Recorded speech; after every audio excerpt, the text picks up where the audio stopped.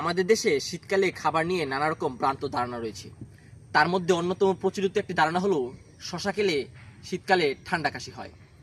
এই ধারণার আদৌ কতটুকু বৈজ্ঞানিক ভিত্তি রয়েছে আসুন জেনে নেওয়া যাক। শশায় প্রায় 95 ভাগ পানি, অর্থাৎ স্বভাবগতভাবে এটি শরীরে ঠান্ডা অনুভূতি দেয়। তাই শীতকালে অতিরিক্ত পরিমাণে শশা খেলে সংবেদনশীল মানুষদের নাক দিয়ে পানি পড়া, হালকা কাশি এবং গলা বসে যাওয়ার মতো উপসর্গ দেখা দিতে পারে, বিশেষ করে যাদের অ্যালার্জি, সাইনাস বা অল্পতে ঠান্ডা লাগার প্রবণতা বেশি।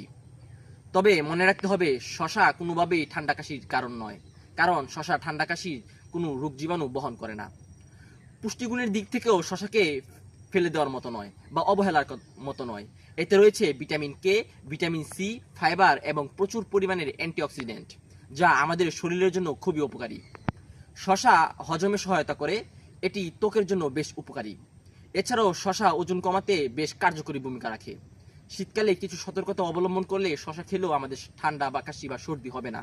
তা হলো রাতে শশা এড়িয়ে চলা, শশার সাথে লবণ বা লবঙ্গ মিশিয়ে খাওয়া, অথবা শশা কাঁচা না খেয়ে সিদ্ধ করে বা স্যুপের সাথে খাওয়া।